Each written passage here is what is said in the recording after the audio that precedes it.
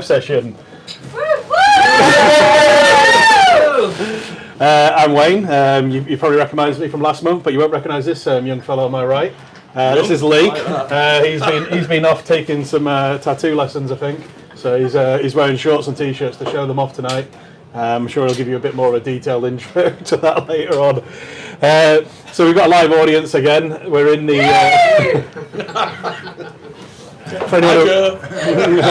For anyone who recognises, we're in the taproom rear beer garden next to the river. So there's not that many people in the live audience, but they're going to make up for it with lots of passion and energy and questions. And hopefully you guys at home are going to obviously ask a lot of questions as well. So we've got a brewery joining us shortly. So anyone who follows us on social media will see that Pastore came to brew with us today. So we've got Ben and Chris joining us, and we'll bring them on camera and introduce them once we've got the intros out of the way and got the first beer cracked. One beer to get out of the fridge in advance of the tasting. So Obi-Wan Cannoli. It's dark, so it's going to taste much better once it's warmed up a little bit. So if you can do that now.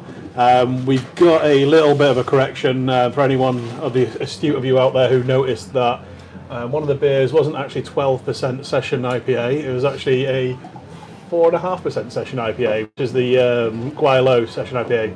So yeah, if the session one's 12, I'd love to see what they're doing. Exactly. So yeah, sorry about that. Hopefully they'll do a 12% version to appease you all later on. Okay, so as per usual, I'm going to go through the running order. So it's going to be 4 beers, slightly tamer than we would normally do. We're only peaking at 8% this time round. So I guess we'll have to double our efforts and do something a little bit more impressive. But the average ABV is still 6%. Yeah, so okay. It's not that so it's still high on average, but yeah, peaking at 8's kind of fairly low for us. Borderline sessionable for you and I. Yeah, exactly. So first of all, we're starting with a beer that Wayne's just pouring to my left there, which is Curbside Summer, 6% New England IPA brewed with Crown and Kettle Bar in Manchester. We're then following it up with the first of 2 Star Wars related releases. We've got the Mangolorian, which is a mango and lime milkshake IPA. Second year of release. We've evolved the recipe somewhat since the original iteration last year. We've then got the latest in the Sweet Shop Sour release series with pineapple cubes coming in at 4%. So designed to taste like a pineapple chunk, but I wasn't allowed to call the beer that because I am told that relates to cannabis, but naturally I wouldn't know anything about that. And then we finally are going to conclude on the second Star Wars themed beer, which is Obi-Wan Cannoli, which is an 8% Imperial Milk Stout designed to taste like a cannoli, which is an Italian tube-like dessert thing that they put various forms of cream inside. Ours, as you will soon find out, has lots of orange in it. So we think we've once again put together a really strong box. Alongside the YouTube 4, you've got the Session IPA, which is definitely not 12%. You've got Mutang Clan, which is a re-release of one of the more popular pales we did last year. And you will either have released the Kraken. You've got released the Kraken, unless we really love you, in which case we accidentally might have given you something else. Yeah. Which happens to be Empress Don Coco. So if you didn't get that, I'm sorry. But it was supposed to be released the Kraken. We had a few DHL issues. You've either got Empress Don Coco, which is arguably the best stout we do each year, or you got released the Kraken, which is the most expensive stout we've done in the last year. So nobody's losing here. So you've only got 2 core beers out of your 9 in the pack. So as always, what we're going to be doing with each beer is we're going to go through the recipe, the concept, the name, why we called it what we called it. We'll try and field questions towards the end of each section.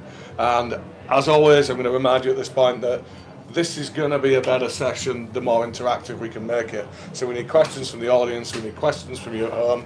And the way in which you're going to get your questions in at home is to simply type in below this video. We've got Nadia and Ant on hand. They'll capture your questions, they'll pass them across to us when the time is right, and we'll field as many of those as we can. So it's probably a good point to mention to get the sub story going that it's actually Nadia's last YouTube live session. Her last day at Brew York happens to be our next YouTube live session, so she'll be tuning in from her new house in Leeds and asking all the questions, I'm sure. So, yeah. So, Nadia has this misguided belief that there is life beyond beer. So she's, You can tell people when you're going when you come on camera later on. Yeah, okay. Okay. So we're also going to field a specialist subject. We're going to be handing over to Pastore at some point to give you a little bit of information on what they do, their kind of brewing methodology, etc. God, that was hard to say. That's a hard word. Yeah. I should pick shorter words when I've been drinking. And then we're also going to be talking about some changes that we're seeing in the industry.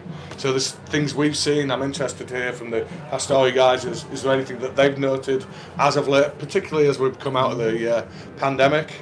And then at the end of the session, we will, as always, go through what you can expect next time in your box and on this session next month.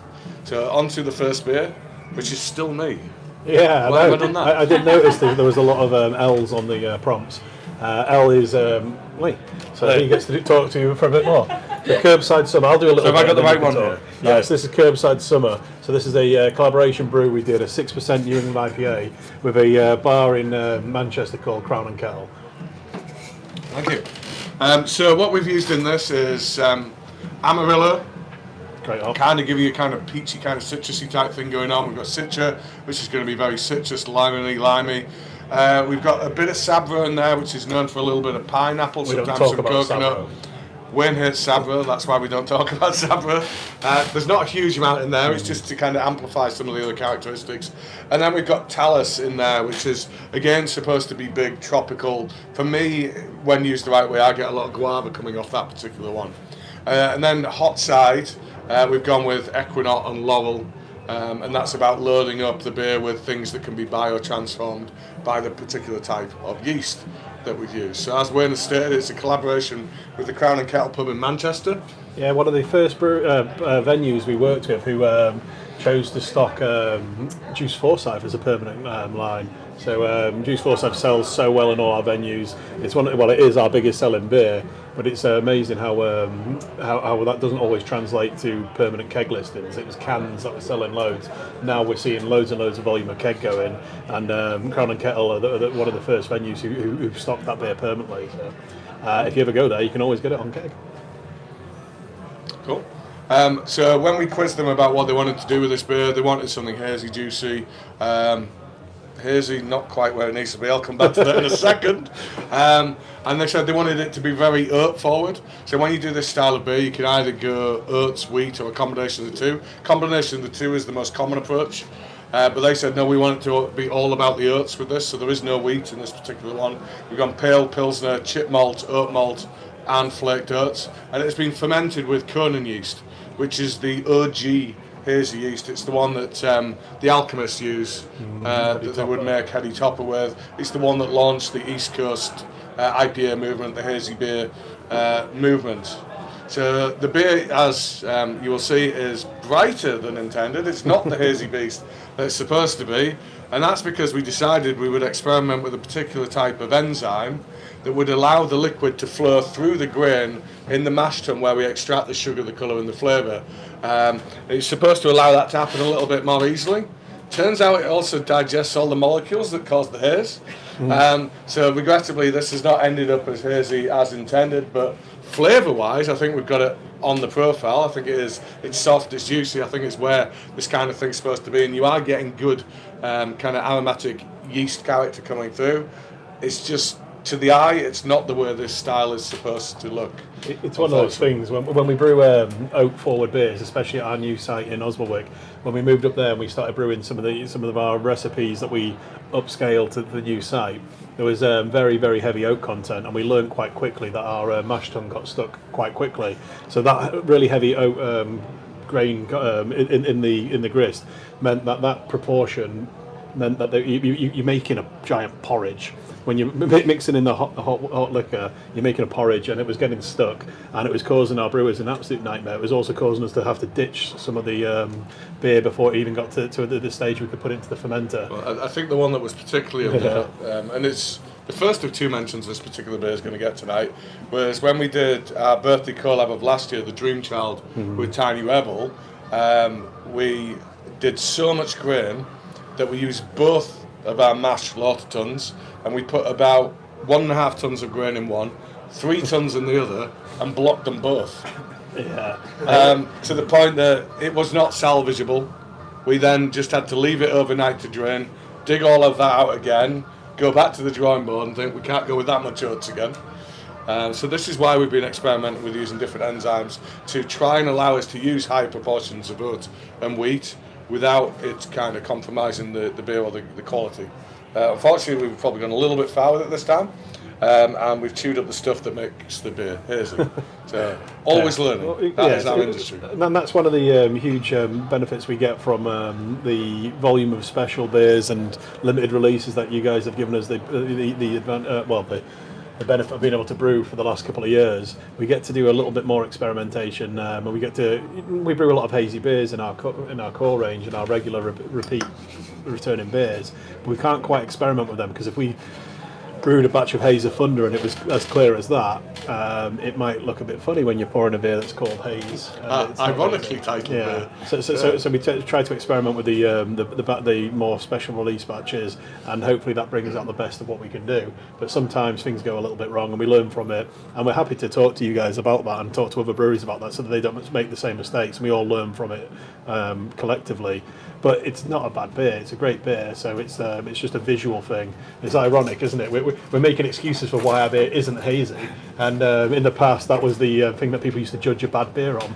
But there is things that we will have lost from this beer, unfortunately, because it wasn't hazy enough in terms of the hop, suspension and from the final beer. But so what do you think flavour-wise is most coming through in it? The thing I'm getting the most of is Talus. Yeah, 100%. So if whoever's joining us tonight who's been a long-term or longer-term subscriber or a follower of us Brew York, last year we did a release with Yakima Chief, the wrestling themed beers, and Talus was a prominent flavour. Don't ask me which one. I think it was Thundertaker, wasn't it? Yeah. So Thundertaker was single hop Talus with, sorry, it wasn't single hop, it was their cryo pop hop with Talus to try and bring out all the flavours from that Talus hop, and I get reminiscent of that beer, and it's a nice hop. It's something I really like, so I'm so glad that the Sabra didn't come through. It was the Talus. That's just personal preference. Will you look to change this then?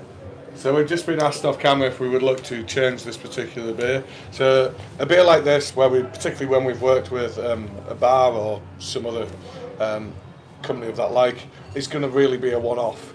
So if we do this type of beer again, absolutely, we're not putting that enzyme anywhere near it. But for this particular beer, this is the one and only time you're likely to see this. But one of the things you might find is that very similar recipe to that with the haze might appear in a different name at some point in the future, or a slight hop tweak. But what we've learned from that will definitely factor into a future beer, and it will hopefully be a better beer because of what we've learned from this one. Cool. So the only bit we've not covered about the beer is why it's called Curbside Summer. So this was suggested by the Crown and Kettle.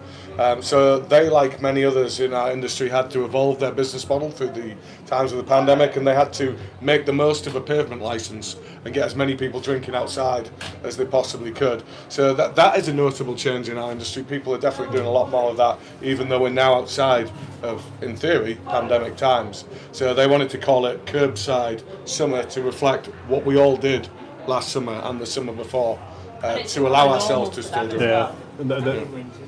Yeah, exactly. In winter. Can I ask now, the laws changed recently about extending sort of roadside drinking or eating areas.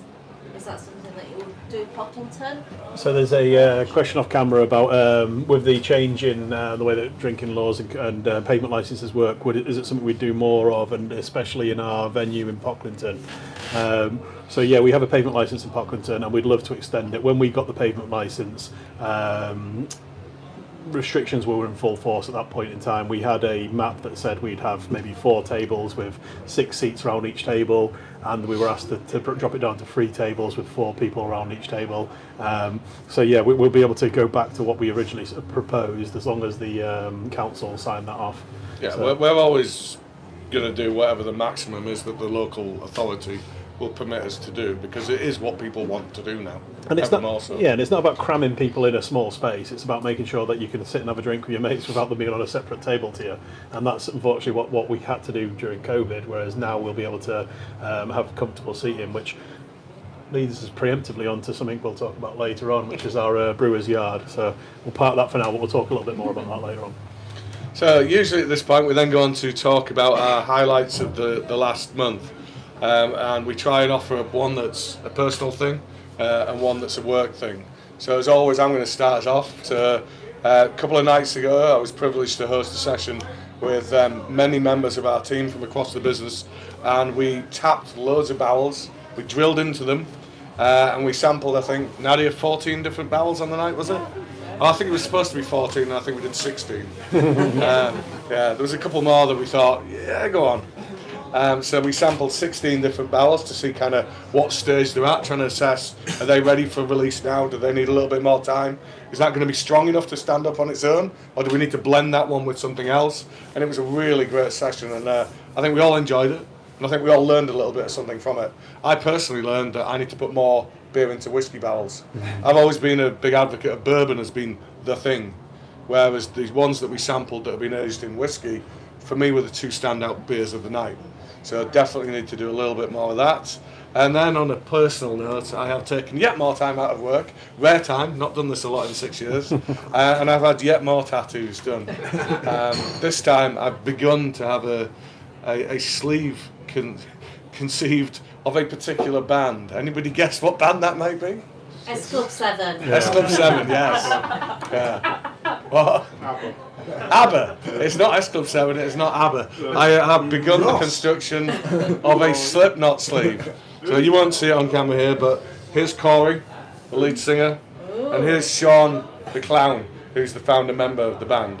And I'm going to have Joey, who's the drummer who died not so long ago, here, and then I'm going to have Mick, the guitarist, in here, and then stuff to interweave it all together. Anyway, enough about that. Wayne, what's your highlight of the last week? Last month. Last month highlight. Myself and Lee, and unfortunately, our export manager Sam was supposed to all be going to Oslo. So it sounds weird when I say unfortunately we were supposed to be. Unfortunately, Sam couldn't join us because the passport didn't arrive in time, which is really frustrating. But myself and Lee managed to get across to Oslo, do it for a beer festival, and visit. Personally, for me, Norway for the first time, which was pretty awesome. And one of the really cool things is just to see in person the amount of traction we've been getting out in that city in particular. There was a lot of love for Brew York beers, which is kind of flattering because we didn't realise that how much beer we were selling out there. Really, and then we went to see lots of really cool venues and meet loads of really cool people who liked our beer. And it's always like quite, I don't know, flattering when that happens. The biggest buzz we get is when we're at a beer festival and we launch a new beer and everyone loves it. That's great. But the real, I guess, peak is when the rest of the brewers all flock to your bar and want to try that beer before it runs out. And it's just nice to see that. And we got that a couple of times when we had our beers. An iteration of barrel-aged Empress pouring in the final session. Yeah. And like a couple of brewers came over, tried it, and then the word got out, and then everybody starts to come over and go, "We hear you've got a good barrel-aged stout going on," and then people were really loving it. And the good news for all you guys is that on the back of it we've lined up about 7 or 8 collabs, loads of different international breweries. We're going to be doing some cool things over the coming years. We need to work up a travel budget now. Yeah, it's going to take us a while to fit it all in, but there's some really cool breweries out there who we've lined up now, and quite excited to get that off the ground. So on a personal note, it's been work-wise, it's been a very, very busy month, so I haven't had a chance to do much. but we've just got some new outdoor furniture for the backyard. So personally, the most exciting thing in the last month is some new outdoor furniture. I'm going to get the power washer out. I'm going to blast the deck in. I'm going to build some outdoor sofas next to Swain's bar, and I'm going to start drinking in there and chilling on the sofa again. So exactly. All the stuff we take out of the venue here will go into. So for anyone who's not familiar with the entire history of Brew York, Swain's bar was the origin of Brew York. So that's where Wayne and I first brewed together in his shed. It's a shed/bar. Yeah. So we first brewed together, and then probably our first beers were served there as well. Yeah, so it's back many years ago. one of the weird perks of COVID and of lockdown was that I got to actually use my shed bar again, because why would I go sit in my shed drink beer when I've got a venue that I could go and drink beer in? But it was just great because obviously we were locked down, we couldn't go anywhere, and myself and my partner Sal actually got to enjoy our bar again and actually chill out in our own house without the stress of work. So I'm looking forward to doing that now when venues are open again, and actually taking the time to enjoy our own house and sofa, chill out, get the dog on a little outdoor sofa. She'll love it. I suppose one thing the pandemic taught us to do is to appreciate what we do have on our doorstep, and it did lead to a lot of people evolving their home spaces. A lot more people have home bars now. So on like a little 1 minute notice, if that, I'm going to welcome some more people to join us who are a little bit off camera now, who need to be mic'd up, and then I'll go sit on Lee's lap, and then we'll kind of. We've done this one. So we should have had Wayne sat with either Ben or Chris, and me sat with Ben or Chris, but we put the two massive lads on the same sofa. This is the lower down one though, sir. Yeah. So you guys will get a bit of a boost when you join us. So they're just being mic'd up off camera, and they'll be with us a second. While we wait for them, we would like to say hello and cheers to Alan, who is joining tonight and is once again drinking along with us. After months of battling cancer, he is at last able to say he is free of cancer. So congratulations, Alan.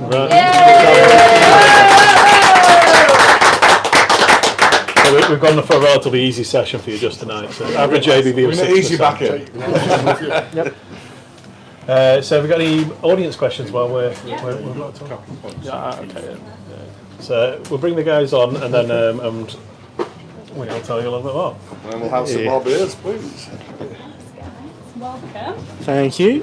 So, as you guys can obviously now see, there's two more people on my left. So we've got Ben and Chris from Pastore. So this is the bit I used to always say to Lee, I've tried a really good beer. It's from Pastore.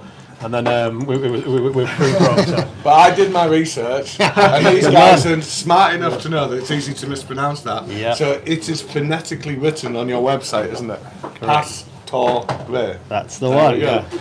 So what I'm going to do is I'm just going to do a quick intro to the beer so that we can get everyone onto their next beer, drinking and yourselves, and then we'll do a. Of course, you want something in your glass first. So I'm not going to put everyone's drinks. I'm just going to pass you drinks. So Lee usually pours one for me because he's. Okay.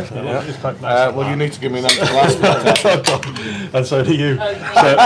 So we just need to drink quicker. So. Mangolorian, so a beer we brewed last year for the first time to coincide with a TV series that was coming out on a channel that we don't really want to name, just to make sure we don't get sued. But you can probably guess which. Nobody can work this out. And it was. We thought the name was cool. The beer was a good concept. And there was a little things that we weren't quite happy with the original beer, but it's a mango and lime milkshake IPA, 6% ABV, and the cheesy bit features galaxy hops from a land far away. And these even prompted me, it's Australia, and also Nelson saw them from New Zealand. So really cool hops that we got to use in this beer, and then we used mango and lime. So mango, what type of mango was it? Puree. Yeah. So mango puree in the fermenter. And last year we used a little bit of lime, but then we topped it up with a hop oil, which had lime flavours, and it was very bitter. So we basically decided to mix the recipe up this year, and we used a bit of vanilla in there, and then the hop oil. But the original iteration was dry hopped, and from that we got a lot of hop burn. Unfortunately, when you have things like puree and fruit cells in there, it is the tendency of the things that causes the bitterness to latch onto these cells, and if you're then wanting that fruit to remain in the beer, unfortunately the bitterness then remains in the beer, and we kind of forgot that when we made this last year. So this time we haven't dry hopped it, we haven't exposed it to that potential for extra bitterness, we've just gone with the fruit. But what we did use is we used a hop oil, so a particular oil that is derived from hops, but they've taken the bits out of the hops that gives the kind of fruity character, and we've taken the one that does mango. So we've got a hop oil in there. It's only made from hops, there's nothing else in there, and it contributes mango into a beer where we want there to be mango. Can you see what we did there? So yeah, I tried this for the first time in the bar on Sunday, and really pleased with how it progressed from last year's recipe. So hoppy IPA, but really nice fruit forward beer, and yeah, not the bitterness of it. Yeah. And I'm just drinking it now and thinking, we probably didn't mention the vanilla. I'm definitely getting a lot of vanilla. Yeah. Vanilla there, yeah. Yeah, We did, I sorry. mentioned it briefly, yeah. So vanilla in there as well, which gives you a different take on the final taste. So you get vanilla kind of remains on the tongue and the palate after you've drank the beer. So kind of works quite well with mango. If you think of Solero, so you've got a vanilla ice cream with mango, it just works really well together. So yeah, this is obviously one of the first of the 2 Star Wars themed beers we put in the box this month. The second one we're going to finish on later on, and yeah, we'll be talking quite a lot more about that over the coming weeks, given there's another TV series about to launch on that same channel. No, not especially. No. I'm a fan of the beer though. For the next at least 15 minutes, you need to pretend. So yeah, you've heard enough from me and Wayne now, so I think it's time that we now meet Chris and Ben.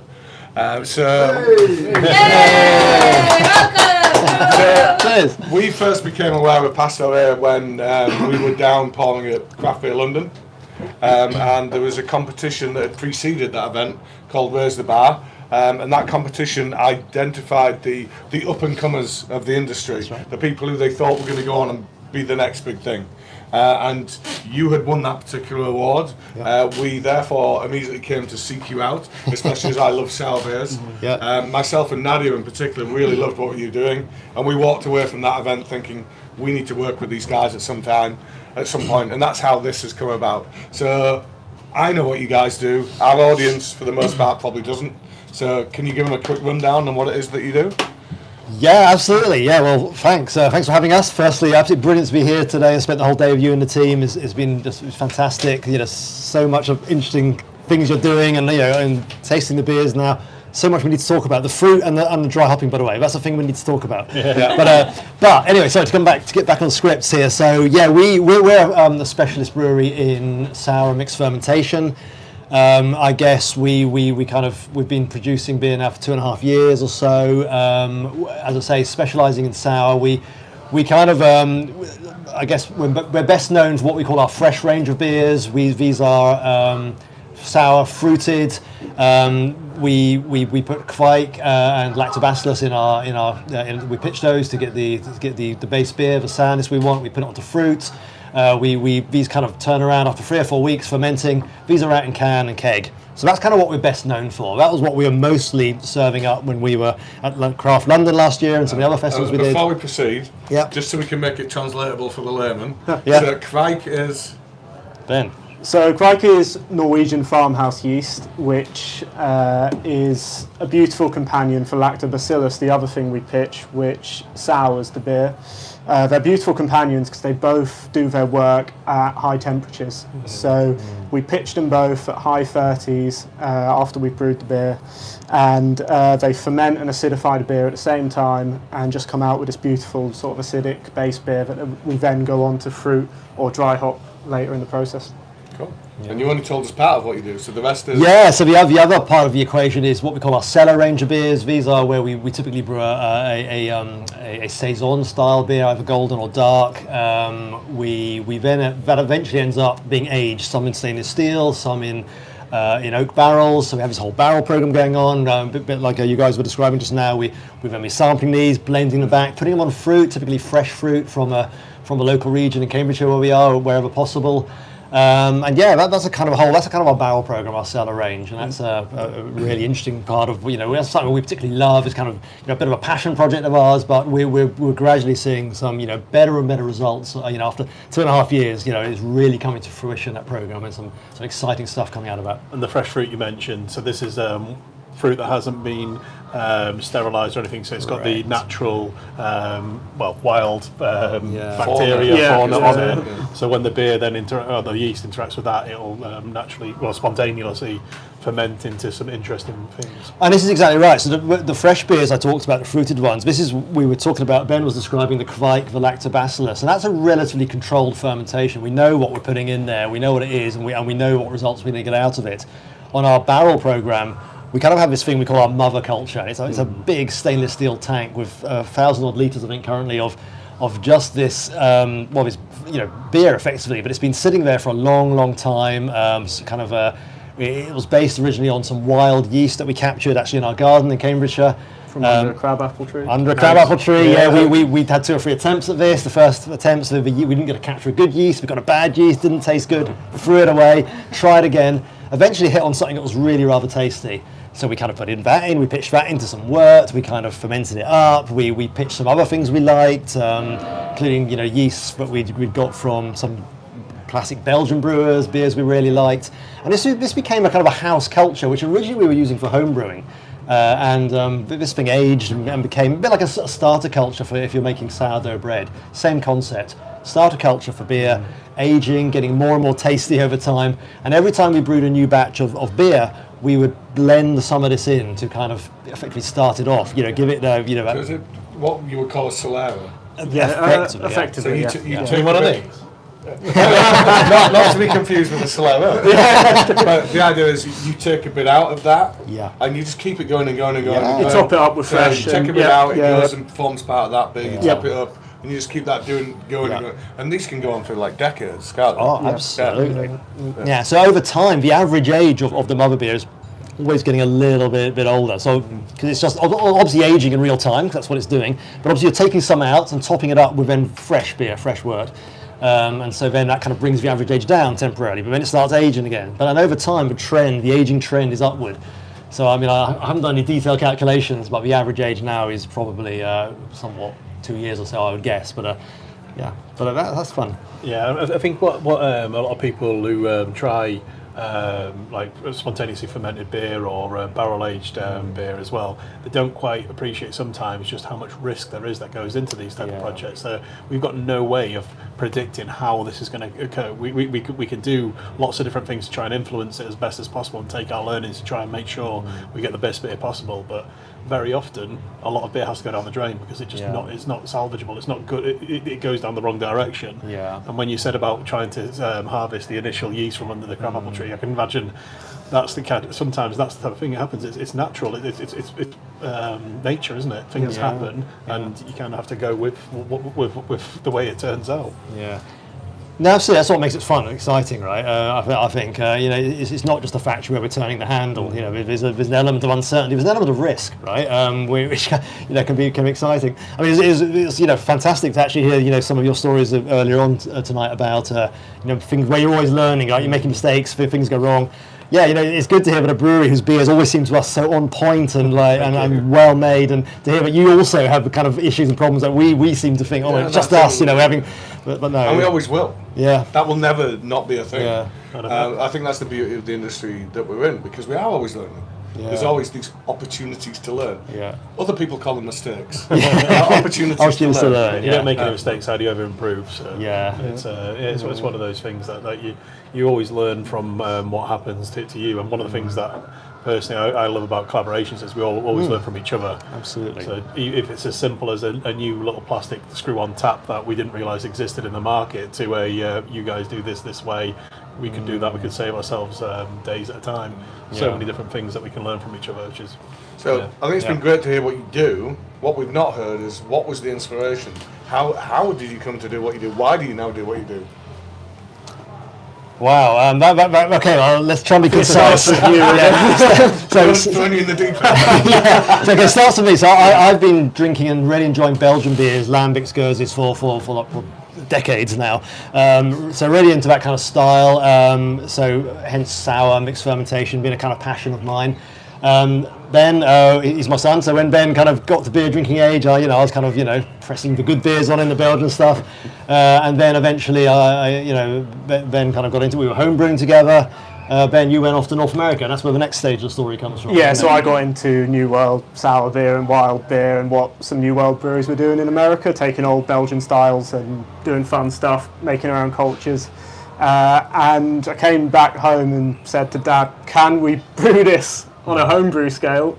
And then for the next few years we set about brewing the beers that would become Pastore, which were making this mother culture, starting to brew the saisons and such, and letting them age for a long time and bottling them, bottle conditioning them, seeing what they became. And then also looking at the fresh side, was there a business plan where we could make fresh sours, quicker turnaround sours that would provide us with a bit of cash flow to then age up for a long time? The fun stuff. It's a smart model. So we dabbled with the idea of doing the more mixed sort of thing in the longer term, but our concern was the cash flow with it. Yeah. Whereas you found the perfect solution. You can do this, and you can keep a little bit coming in while you do the longer term, slightly more arguably interesting stuff. Yeah, no, I guess that's it. That was the model, that was the vision, and fundamentally, we took a bit of a punt, right? We were certainly when we started, we were one of the very few breweries just concentrating solely on mixed fermentation and sour beers, and that in itself was a bit of a risk, right? Because I think now one of the you're talking about changes in the industry, and I'm definitely seeing more appetite for sour beers now than certainly even a year ago, and certainly even 2 years ago. Massively. But when we started, it was still very much a massive niche, and I think looking back, I think wow, that was quite a punt we took there. So there was stuff starting to happen, I think, in the fresh sour sector as well. Yes. And I'd met the guys from Vault City who were just starting at the time as well, and putting together these massive fresh sours and pastry sours and such. And Johnny was working at the Hanging Bat making similar beers that I'd never tasted anything like. So these were also beers I came up. So which is a bar in Edinburgh, which if you haven't visited, you should visit. It's awesome. Amazing bar in Edinburgh. With our own little brew kit. So at the same time as we were doing this wild stuff, I was saying, can we try and make this crazy, fresh pastry sour IPAs, this sort of stuff on a homebrew kit as well. So we're making some fun stuff there as well. I had something. I've got a follow-up question, and I don't know why I've not asked this before. So phonetically, I know how to say Pastore. Yeah. Why Pastore? Ah, well, good question. We come from an Italian family, which I don't. My name is Shepherd. I'm from an English family named Shepherd for centuries, I guess. However, my wife, Yolanda, back there, she's from an Italian family, and I think particularly Yolanda's mother, who was Ben's grandmother, was a very Italian lady, big inspiration on Ben and all of us in setting up the business. So that's partly why we went for the Italian name. So Pastore is Italian word for shepherd. So that's the link. So that's the connection. Up on this. So when we were talking about names for the beer, Ant, who's off screen, had suggested loads of different things that were shepherd related, and because there was lots going on at the time, I remember reading it because he was talking about we're brewing a German style of beer, Berliner Weiss. So he said German Shepherd, Alsatians a German Shepherd, which but it was such a but no one would have got the link. So we know our heads as well. So you guys probably wouldn't have got the link as well. But it was quite. Anyone else just in a massive penny drop? So and that just prompted me because what my question was, or not question. My point was going to be is that one of the things we found over, so we've done 2 years of this now, so a monthly live tasting session, and we've been sending boxes of what started off as an interesting thing where we were choosing the beers, which we still do, and people were contacting us saying, I don't drink sour beers, I don't drink dark beers, can I change it for this? We're like, no.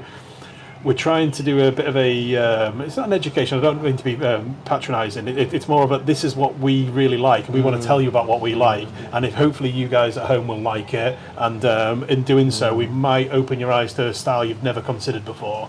And it wasn't ever as trying to force a drink on somebody or anything like that. It was, these are what we do, and hopefully you like them, and we'll tell you a little bit about them. And one of the biggest bits of feedback we get when we go out on them out to festivals are people coming up to us and saying, we've been subscribing for however long, blah blah blah, which is great to hear. And then they're like, and I never drank sour beer, and you guys have converted me onto sour beer. Brilliant. And it's just such a cool thing because we love sour beer, and when we say to someone, oh, it's sour, you're thinking of that some people are thinking of that horrible pint that's been on too long and you've got a sour bitter. That's not what we're trying to do. We're trying to do really interesting fresh flavours, especially when it comes to fruit and other things as well, and you get the just something completely different to your traditional bitter or your pale ale.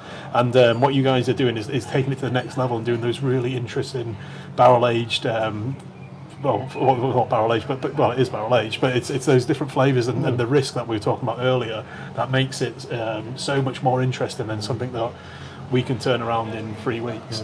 And it's just great to get that really different complex flavours going into a beer, and something that we'd love to do. But We just got busy with it. Hopefully, the noise we're hearing is not coming across in the background. To our right is a car park, and occasionally people set off car alarms, which is what we just heard there.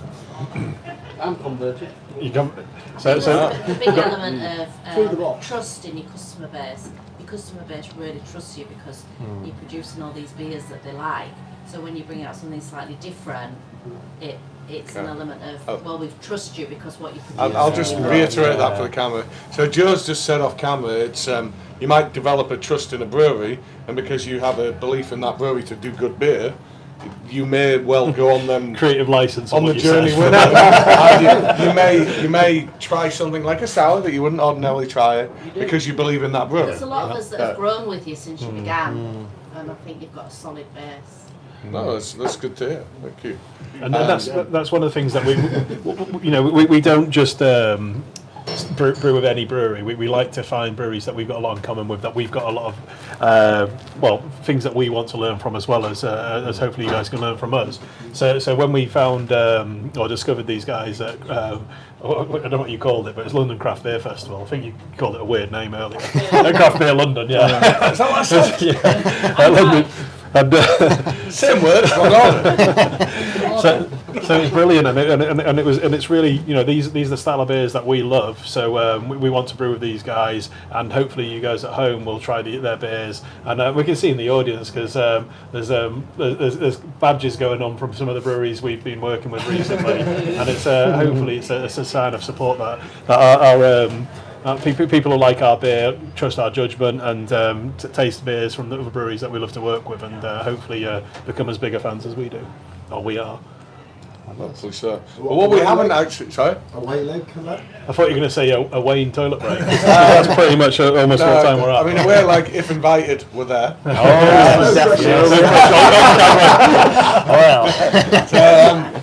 I'll wait for the email, boys. Can you get a passport for Cambridge? Yeah, passport for Cambridge. I believe that, hopefully not necessary. But in all of this, we haven't actually talked about what we've done today. Yeah, that's true. Yeah. We've got a whole page we haven't covered any. So we have brewed together today a Berliner Weiss. So Berliner Weiss is a traditional German regional style. So in Germany, you typically, you have to brew to the Reinheitsgebot, which means you're only allowed to use 4 ingredients, unless it is a regional heritage style. And for that, you're allowed to stray away and use the occasional different thing. So one thing that is forbidden is yeast. No, it's wheat. Yeah. Why have I said yeast? It's wheat. So as weird as that sounds, all you're supposed to brew with is barley, hops, water. They were the original ones. Eventually, they worked out there was something doing the magic, and they permitted you to use yeast. Yeah. So wheat is a no-no unless it's part of one of these heritage styles across in Germany. And one of these heritage styles is a thing called the Berliner Weiss, which is a soured beer, a beer that is soured with lactobacillus that we've been referring to earlier. Typically less than 3%. So it's just supposed to be refreshing and really easy. So that's what we've created today. And into the boil with that, we've put some lemongrass. Because what's more refreshing than that? So we've got a little bit of Asian influence coming in there. A handful of it's not that refreshing when we spill some today. I was like, that smells really good. Tastes good as well. Just pretty intense. So we had something, I think it was like 25 kilos of lemongrass that had been pulped, that we then put into the boil, and we whirlpooled it to then try and extract it. And we are then going to, once it's finished fermenting, we're then going to add in some papaya. So we're going to have the tropical with the Asian, and then sticking with the Asian theme, right at the end, we're going to put some ginger in. But not ginger where you're going to think, whoa, that's ginger beer. Ginger where you're just going to get this nice little compliment at the end, this nice little bit of heat. Hopefully we won't take it too far. Time will tell. Expensive? As things go, it's not too expensive. When you consider the things that I have made in the past, this is... Wayne's not panicking. No, this is 200 kilos of papaya, because we're looking for subtle with something like a Berliner which is Weiss. 0.2 tons. We're not looking for intense. Do you know when you've got the right level of lemongrass? a question from the audience. How do we know when we've got the right type of lemongrass flavour? So we've done a couple of lemongrass beers in the past, and we've essentially scaled it up. So Well, not only that, our head brewer Tom used to be at Partisan in London, and one of the beers that they're famed for is a lemongrass saison. So we've done lemongrass, he's done lemongrass, so we think we know the right level to pitch it at. I would already say we got the right level, because tasting and smelling the words that came out after we'd done what we did today, it feels right. You are going to get that flavour, and it's going to have that real clean and refreshing character, but without it being tasting like toilet cleaner. Yeah, but this illustrates the point. This is what happens if you were to take something like that too far. No, absolutely. This illustrates the point that a lot of what we're doing in these styles of beer is I want to say, it's kind of empirical, experience-based, right? There's no rule book out there with classical recipes for how to do this, how much of these things to put in. We have this crazy period of innovation we're going through in beer, some of the things we're trying at the moment. How much bacon do you think I should put in this beer? Well, there's no textbook on that. So we don't know. But what I will say is we've really tried hard in the 2.5 years we've been brewing and producing these beers to kind of get balance in our beers. We don't like things that are too heavy or too punchy or where the fruit dominates too much. We like the balance. We like a fruit character. We like maybe a little bit of spice without it being dominant. We like a nice crisp, dry finish. Not too much of a sweetness in there. So that's what we try and get in our beers. That kind of balance. So, but yeah, it's kind of trial and error. And we've certainly made a few errors along the way. And that's what we're going for with this beer, which is not. So whoever betted on me, sorry. Will it be? It will not be a clear beer because of the papaya. The papaya fruit pulp. The only thing that's going to make it not clear is the fruit. But there's not a huge amount of it in there, so hopefully, it won't be too bad. So a classic Berliner Weisse style beer is because it's got 40% wheat in the mash. It's kind of quite cloudy and hazy. So it's got a white beer, kind of a. If you've had a Hoegaarden or one of these kind of beers in that style, you'll know the kind of look, right? Kind of white, hazy look. So that's kind of that kind of hazy wheat. We've also neglected to mention the yeast we're using on this one. Yes. So we are using the lactobacillus to sour it in the kettle, and that's happened over last night. And then today it's gone into fermenter with a German ale yeast that is used to produce a style of beer called a Kolsch. So. The combination of wheat, the combination of the use of that type of yeast is, I am corrected here, is almost certainly going to mean it is going to be hazy, but nothing in a brewing defect way. No. That's just the way this is going to be. So Berliner Weisse style beer, which hasn't been put on fruit, will be a beautiful white, hazy colour. In Berlin, they often actually, it is by definition sour and quite tart, and they'll often add a little sort of a sweet syrup to kind of sweeten it. That's kind of a traditional way of serving it in Berlin. What's the green one that they also Yeah, what is that stuff? Woodruff. Woodruff. That's the one. Yeah. So that's a classic thing they do in Berlin. So we tend to obviously not need to do that because we're fruiting it, right? So you get a little bit of sweetness and counterbalance through the fruit.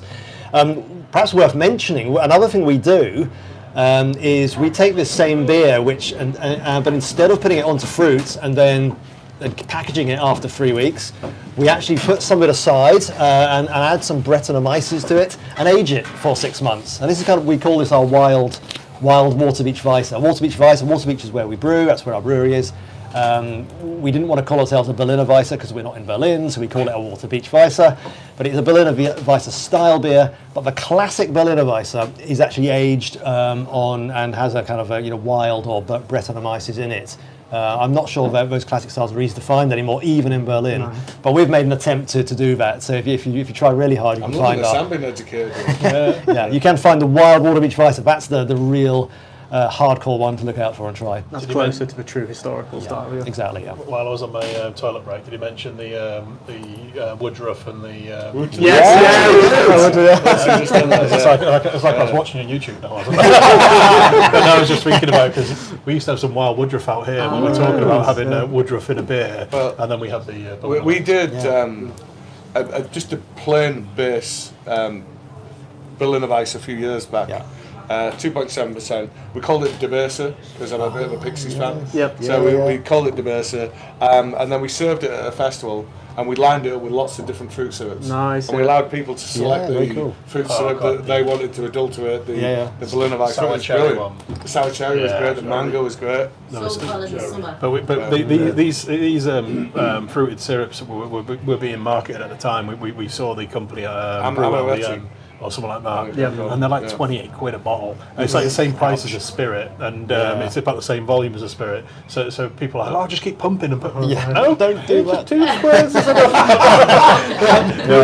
The amount you put in someone's glass costs more than the beer Set did. the money man. I was going to spot the accountant. They were great, and we were experimenting with the different flavours and stuff, and it was quite good for us as an introduction to what fruit flavours would work well with beers. Yep. And we should probably do it again. Buy some more of those fruit syrups just to experiment with a bit, because you don't need to brew a 50 hectolitre batch of beer and you just basically pump it in.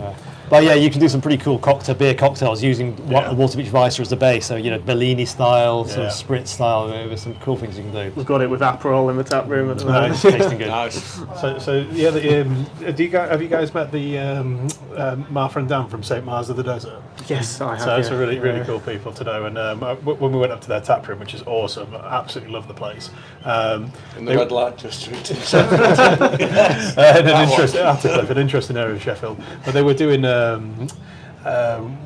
what's Schoffer advertised? A Radler. They were doing Radlers, but they were basically just blending half of whichever beer that they felt worked with the soft drink, and they were so good. Really? And their beers are awesome. So we like to go and see those guys in Sheffield. Well, like Alan from Thornbridge at our birthday party. Oh God, he was taking any impy stout that he could get his hands on and blending it with Blue Wicked. That isn't the type of beer cocktail we'd recommend. Fucking horrible. So apparently it was effing horrible. So Nadia dropped the first we're F-bomb talking tonight. sacrilege here. Yeah, completely. So I've drank mine really quickly. So I'm assuming that we were running late, but I'm not. I'm just early. We're actually doing pretty good for time. We have one last thing to cover. So we did a podcast earlier today, and we forgot to mention one thing. And we've talked about this beer again today, and we've also forgot to mention again. that one thing. So what are we calling this beer? Papaya, don't preach. There we go. So we were trying to think of names, and we were trying not to be too pun heavy. We just can't help ourselves. That wasn't us. You guys, but that was us trying to restrain ourselves, and then you guys came up with the name, and we were like, yes, we're going to put it. What we've got to be careful. Yeah, so we've got Nadia, our marketing manager, who's trying to make us a slightly more serious business. Who's saying, we're not going to go pun on this one, it's a serious beer. And then you went Papaya don't preach, and we were like, Guys. We're definitely not going for papayas on the bras on the imagery. I think that's probably the time to move on. What do we have next? So the next beer up is Pineapple Cubes. So Pineapple Cubes, which is basically our Woman on Tap collab, which we brought out a week and a half ago.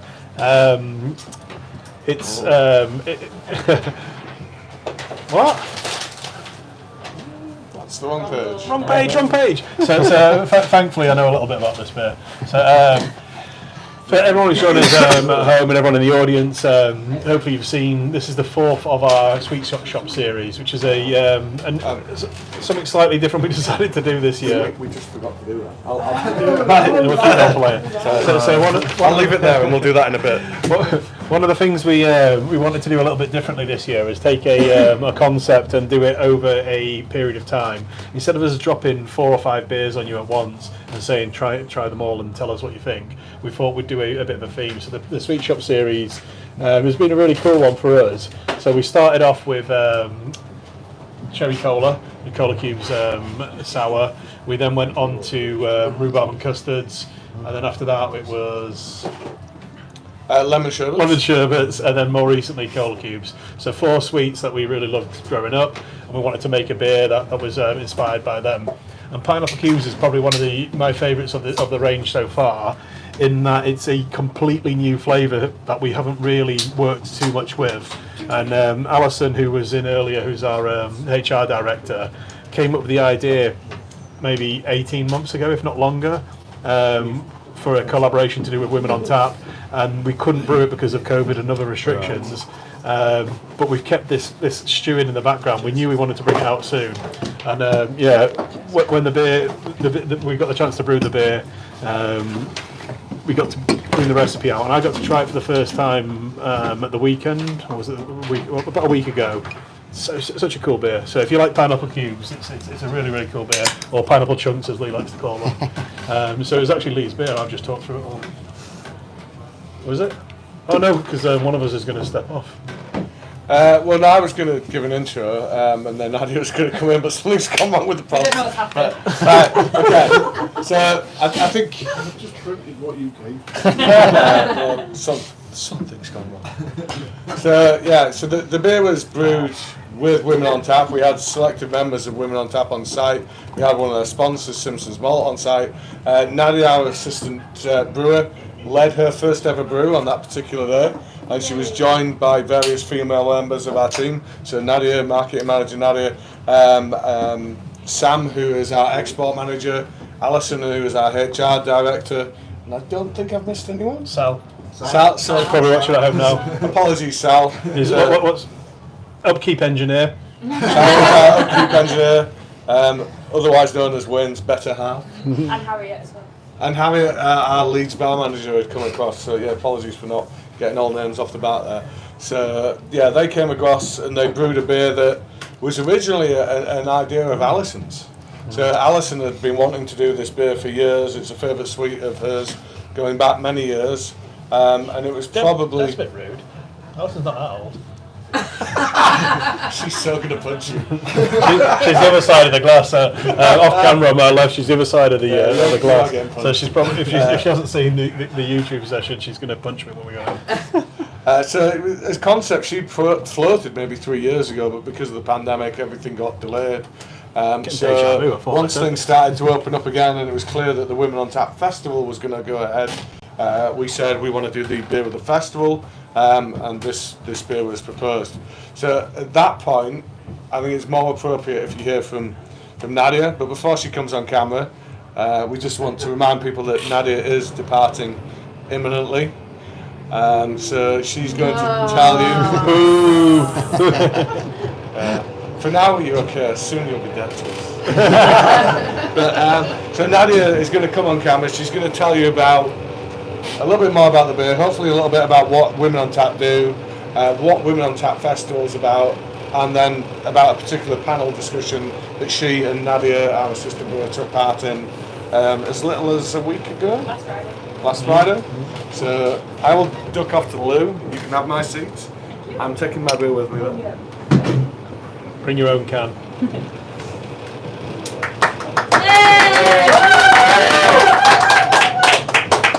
Hello. Yeah, when Lee's on camera, you've got to put the microphone so far away because he talks so loud. So everyone else has got their microphone clipped on. Where do you want me to start? You've got a massive. Oh, right. Okay. So I did write this, so I should know what I'm talking about. Yeah, so Pineapple Cubes was brewed with Women on Tap, who are they're a charity, incredible charity led by Rachel, and other women as well, but generally all year round it's led by this woman called Rachel Orty, who's based in Harrogate, and she basically what Women on Tap do is create campaigns and deliver events to work towards a more progressive and equal beer industry. So highlighting sort of the barriers and the opportunities that face women in the beer industry, and how we can break down some of those barriers, and yeah, just basically work towards a more equal beer industry. Beer is for everyone, and this industry can be quite restrictive sometimes in its opportunities, especially for women. So yeah, they do amazing work, and they have their festival. They do the campaigns all year round, but particularly have the festival at the start of May, based around Harrogate. Loads and loads of events at venues across Harrogate, and me and Nadia, other Nadia, cool Nadia, she's called. Are you hot, Nadia? I'm boring Nadia. We joined a panel. It was called Women in Beer panel, with women from Track Brewery, Roosters, Thornbridge, and the Disappearing Chin bar, which is in Harrogate, with an audience, and basically just had a really, really, really good discussion about sort of our own experiences of being a woman in the beer industry, all of the amazing opportunities that we faced based on our experiences, and some of the not so nice things as well. And yeah, it was just so great to hear from so many other women about sort of what they've been up to, how they got to their position in the industry, and what we need to do really.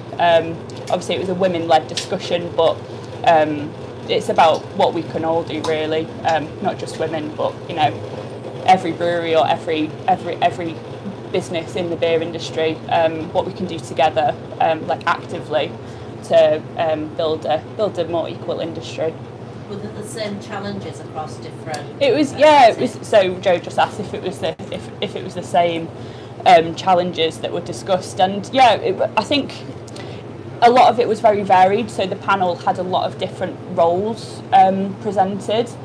So obviously Nadia was coming from a production perspective, and the things she was talking about, it was kind of the stuff she was saying. I was like, I'd never even thought of that, like how breweries need to, like production areas need to adapt to allow women to be able to do their job physically, and stuff she was saying. I was like, I was kind of ashamed of myself actually. I was like, I've never even thought about what that must be like for her. One of the simplest things is a changing room. Yeah. So when we started Brew York, it was me and Lee doing everything. So our office was our changing room, which was I got some good sights there. But yeah, as we grew as a business, we predominantly had male applicants, and it wasn't something we were considering. Is how what the balance of the workforce was. We just naturally then had a changing room, and it was just one changing room.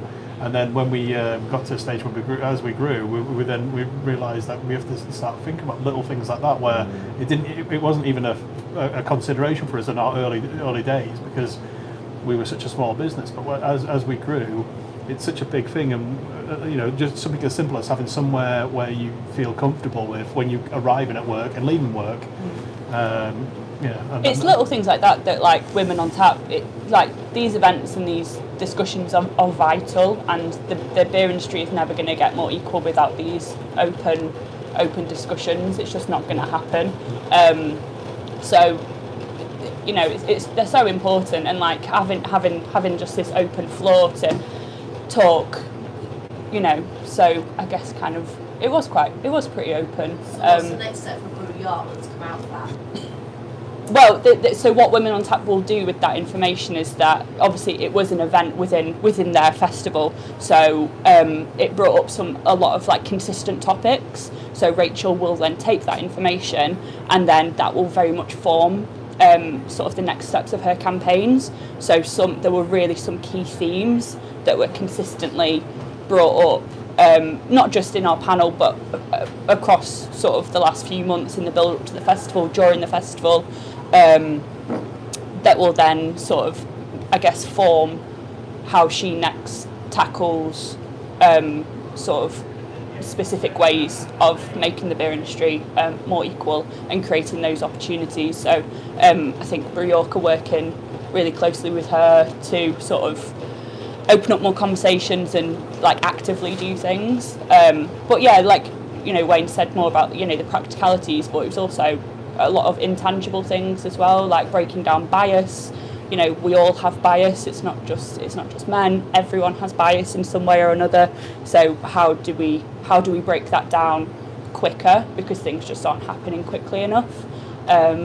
Yeah, it was amazing. But at the base of all this, you know, we had this amazing beer which was brewed by some incredible women, and it tastes really good. And yeah, we got a great momentum with it as well. Yeah, Because the work that the Women on Tap do to try and set up a series of events, it's over a week-long period in Harrogate.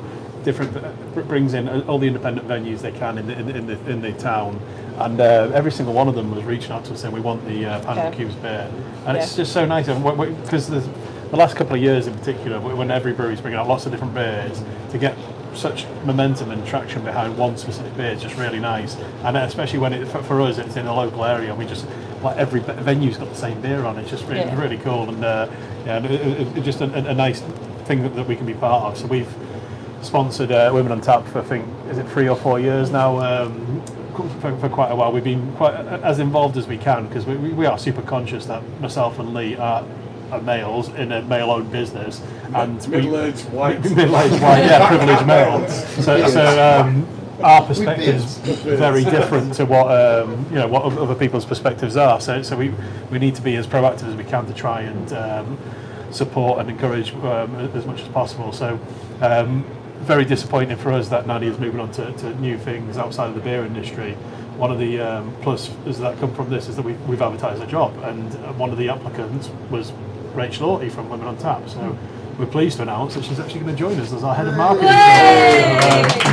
So yeah, that's a really cool thing, and probably a little bit disappointing for Nadia is that she only gets a couple of days working with Rachel before she moves on to a new role. I'm leaving beer, but I'm not leaving hospitality, so I can't ever imagine ever leaving the hospitality business. Like that is. And you're not leaving the Brew York family. No. But what you should mention, Wayne, and what speaks to the testament of Nadia is we've had to take on two people. To so we've actually got a marketing manager's joining us next week, and Pete's joining us, and he's going to probably take on a big chunk of what Nadia was doing, and Rachel's going to look after the overarching part of the team. So Peter will be the new person running these YouTube sessions. So I wonder what his handwriting's going to be like. Yeah, exactly. Chicken scratches, like mine. But yeah, we're hoping he would join us tonight to do a bit of a soft introduction and sit in the audience. But it's actually his leaving due from his current job tonight, so he couldn't join us. So he's going to explain why he opted to do his leaving due tonight. Because he's joining us midweek next week, and he didn't want to be hungover for his first day. That sounds weak to me. We've he'll learn. There's a sofa for hangovers. I don't know if you want to talk about this beer anymore. Yeah, the beer itself is really cool, interesting beer. It's a you get a bit of maltiness in the back taste. Yeah. So guys, because we haven't involved you much at all in this conversation, but yeah, it's pretty interesting beer. It's not too strong. It's refreshing. It's only 4%. That's quite unusual for us because you usually go 4 point something. So 4%, so nice and easy going. Pineapple wise, we do use pineapple quite a lot. It's in one of our biggest selling beers. So we always have huge containers. What are they? 200-litre containers of pineapple puree. They're our favourite thing. Can you imagine trying to pour 200 litres of pineapple into a fermenter? Oh no, yeah. It's another thing to talk to Lee about later on.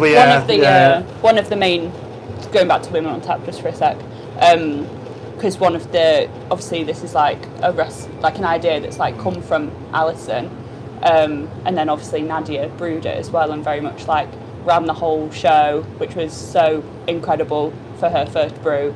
Like she did an awesome job.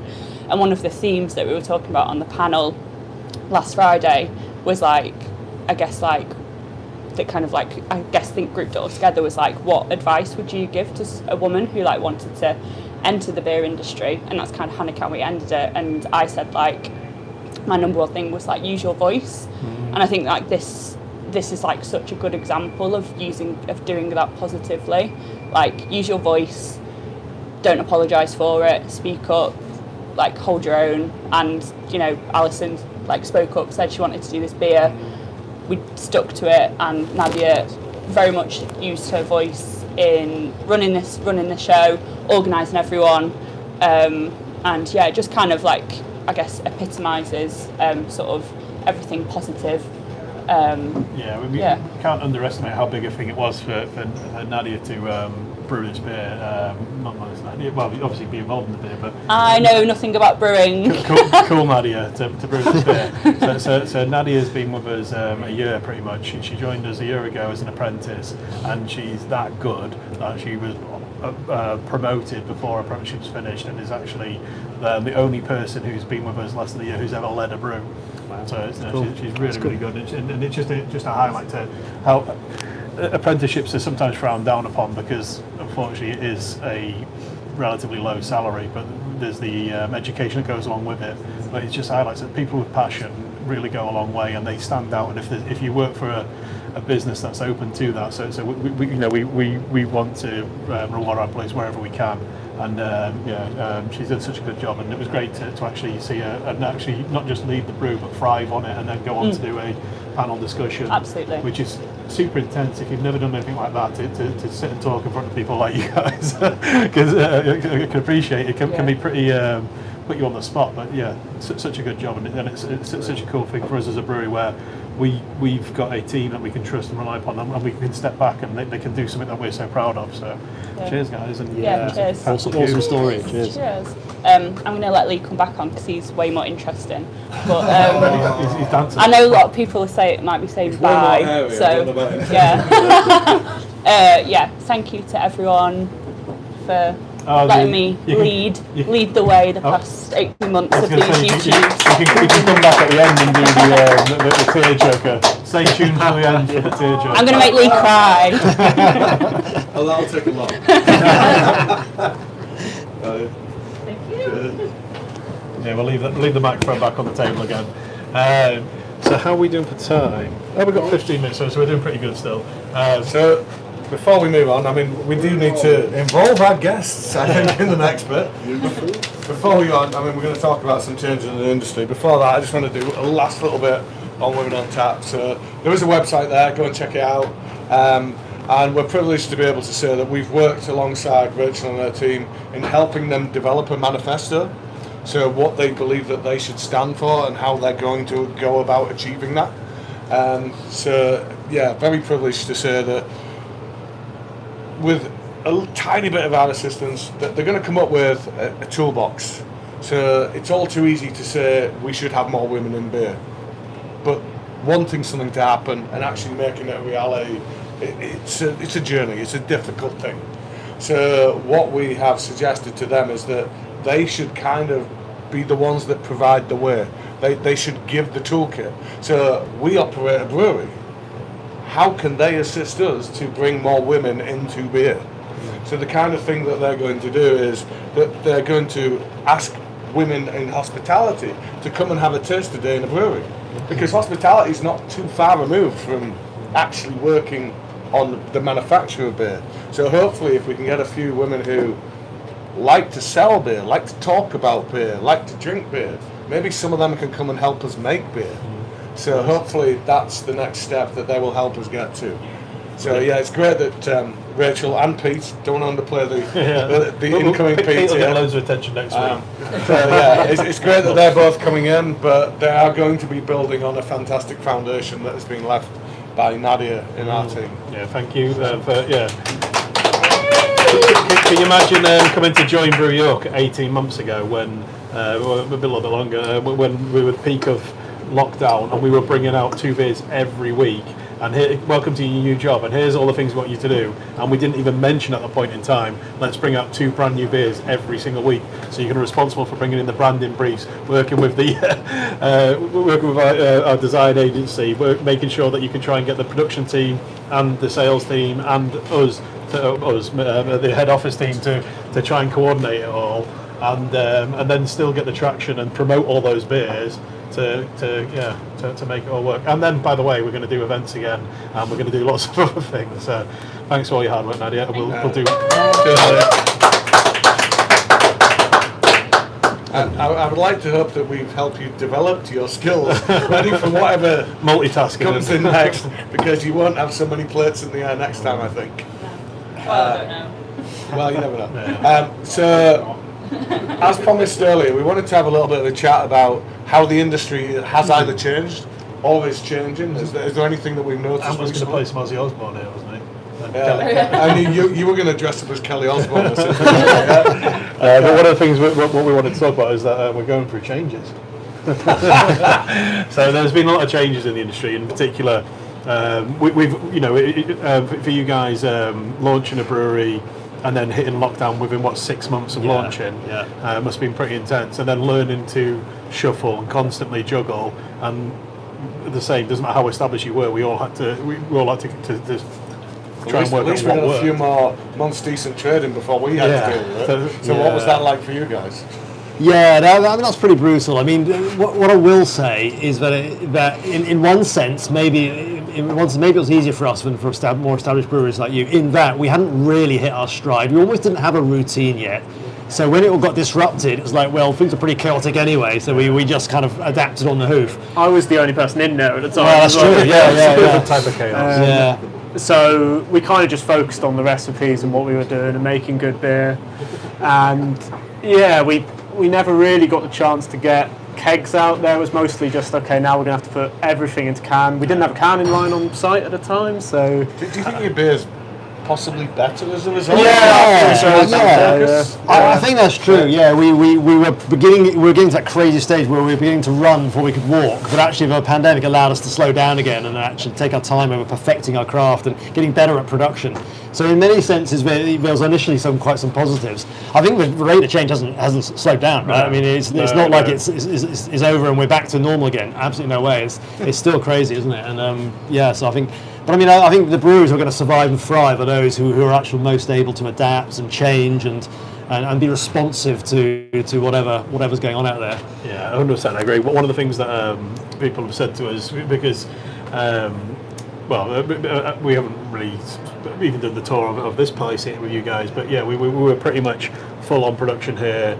Lockdown hit, all our tanks were full, and that was including all the other tanks we moved up to the other site, which we somehow squeezed in here, and we had no output to move it into, but we had a canning line that had just been delivered and installed, which was the 5 Points Brewery's old canning line, really deep palletized all the works, and we were like, off of that. But yeah, we didn't know we didn't know that we could sell canned beer, and lots of things changed, and we adapted, and thankfully it worked for us. And people joined us at home, people joined us in the audience, bought lots of our beer, and we were forever grateful for that. And we got that momentum again, which we kind of then carried on our traction, which then helped us get up to the new site. So for you guys, did you have mobile canning companies ready lined up? Did you lose slots because everyone wanted them at the same time? Or? We had them pre-booked in at the time, so we were all right in that sense. But then we very quickly realised we needed a canning line on site, to be honest, so we could control it ourselves. So that was one of the first things we looked at doing during the pandemic. And trying to order a canning line in those first few those middle months of 2020. Well, that was not quite. Canning companies were just like, absolutely. I believe all the owners of it. Did it run smoothly? It runs smoothly now, but yeah, typical story that one. Yes. So yeah, we all ended up in a situation where pretty much everything we produce goes into small packs. You guys have got hand bottling as well. Yes. So we were doing that. But during lockdown, I'm guessing that's quite a relaxing. So something you're really passionate about. You get this is the. Just pop some Slipknot on. This is life is picture. Well, this is That's called, you're right. But one of the things that when you've got a beer that you're super proud of, you want to give it the pride and attention and time that it's due. So hand bottling at that point in time, when there's not many other pressures on, is probably quite nice. Yes. Now, when you're in the middle of juggling everything else again, and say just step in and do some hand bottling, you're like, oh god. But how are you finding the balance now? So for us, part of the reason we're asking this question is we've gone from this being almost entirely can business through the pandemic to even coming out of the pandemic, it was still predominantly can. And now almost like overnight, it's just gone bang. Nobody wants cans anymore. Drink at home. It's all about keg. And not only that, the reason that we're asking this is cans or small pack bottles, cans, whatever, less appetite for that. People drinking in pubs. And at the same time, we're seeing people going, I've just spent the last 18 months at home drinking stuff that's stronger than I should be drinking, and we're seeing people drink stuff more like this. Right. We've seen their consumption drift downwards. Yeah. So for the last however long in the UK, we've been progressing towards the Belgian ways. Yeah. We're going to drink it in smaller quantity, Yeah. and we're going to drink it stronger. But these last few months, it's just flipped. Yeah. I think you're absolutely right. We've definitely seen that. We've seen kind of two almost. I think we see two contradictory trends out there. There's the one where there's definitely, we've seen people wanting lower ABV beers. So for example, we responded to that with our 2.5% fruited sours, so Limone, so Sicilian lemon, and more recently Aranciato, which is a blood orange one. And we find these 2.5% ones absolutely smash it. People love it. But I think precisely the reason you say. They've actually wanted to get back keg to especially. keg, the bars, the kegs. People love this stuff. Big pint of this on a hot day, absolutely fantastic. So that's definitely one trend. I think slightly in contradiction to that, we still see an appetite for higher ABV ones. So we do a range of pastry sours, which are typically 6 or 7%, slightly sweeter than most of our beers, and that's the other thing where we've seen a massive appetite for those. So it just flies out. So that flies out too. So it's so hard to pick these trends apart, isn't it? Anything at the moment. Yeah, it's very difficult. And the other thing that just for people at home and in the audience appreciate is that seasonality in the UK is a big thing on beer sales. So it wasn't during lockdown, but it is now again. So if we're bringing out a Imperial Stout in summer, not such a good idea because people want lighter, refreshing beers. Bringing out a really fruity, low ABV sour in winter probably doesn't work. But yeah, during lockdown, it was kind of anything goes. We were working on the old seasonal trends, and then we were occasionally dropping a 12% stout in peak summer, and it was selling out straight away. We're like, you've kind of thrown us here. So we kind of got out of what became common sense for us when venues were open, when pubs were open. Yeah, things like dippers. We would do one a year because they're not big moving things. No. Yeah. But through the pandemic, we did 3 in 3 months. Yeah, nuts. Yeah, so We the were pandemic. running to pack the boxes during the pandemic. Yeah. To keep up with the orders. Double IPAs were just ridiculously popular. I think people at home just wanted something a bit stronger. It was also they didn't have the commute. They were working at home. Yeah. They didn't have to face the boss the day after. I think all of these things play a part. Yeah. But yeah, now with venues are open, restrictions aren't quite as in place, but the season's changing, weather's getting warmer, so all these different things that we're trying to juggle with. So we're bringing a new special beer out. Do we do 40% can, 40% keg, 20% cask? What percentage we do? Seems whatever we do, we kind of get it wrong, and then the next week we kind of back on it, and then It's ridiculously fast. The switch is ridiculously fast moving from can to keg. Recently, wasn't it? It kind of felt like people were like dipping the toe and we're not serving. We're in the pub. We're all back in the pub. Fine, there we go. Yeah. Maybe just give us some advance warning. So it is interesting though, because one of the reasons we wanted to talk about this topic is because it really does affect how easily people at home, people in the audience will be able to access some of our special release beers going forward. Because what we're actually trying to do now is get the balance right. We don't want to brew a beer and in 8 weeks' time we haven't sold that beer. So we want those beers to move quickly. We want to bring out we do at the moment we're doing 2 new releases every other week. So essentially, we're doing a new beer every week, but we're building. We're not dropping them every single week. We're trying to build them up a little bit to not overload people. And if you want those beers, then sometimes at the moment you can probably still get them in 4 or 5 weeks' time because we haven't quite sold them all. But going forwards, we're going to have to adapt our model to make sure that doesn't happen because ultimately, if you have too many beers available at one point in time, the landlords, the consumer, we'll overwhelm you. So we've got to be quite selective about what we do. So we're going to try and tone it down and get the balance right. So if the beer should pretty much be gone within 4 weeks. So if you want that beer, you're going to either need to, it will be in your subs box. So if you're a subscriber, you'll get it. But if you want multiple cans of that beer, you'll need to buy it while it's still fresh because we're not going to do many of them going forwards. We're going to massively reduce the amount of canned beer we do to try and keep the beer as fresh as possible. And then we're moving on to either the next thing or we're brewing core beer. It's part of the the market trends we're seeing. How many specials do you guys do? It's pretty much all specials. So Limone, our Sicilian lemonade sour, is the only thing we do sort of year round.